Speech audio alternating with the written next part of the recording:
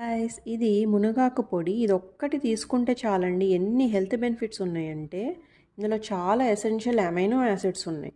అలాగే బనానా కంటే 7x ఎక్కువ పొటాషియం ఉంది. పాల కంటే 4x ఎక్కువ కాల్షియం ఉంది. అలాగే ఆరెంజ్ కంటే ఎక్కువ వైటమిన్ సి ఉంది. అలాగే పాలకూర కంటే ఎక్కువ ఐరన్ ఉంది.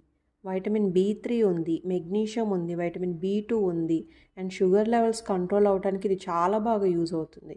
అండ్ యాక్నీ ఉన్న వాళ్ళకి, ఆర్థరైటిస్ తగ్గాలి అనుకునే వాళ్ళకి, అండ్ బాడీలో ఇన్ఫ్లమేషన్ రేట్ కంట్రోల్ అవ్వటానికి, అండ్ ఇది ఒక పవర్ఫుల్ యాంటీ ఆక్సిడెంట్ అని చెప్పొచ్చు. ఈ చెట్టుని ఎక్కడ కనిపించినా వదలకండి.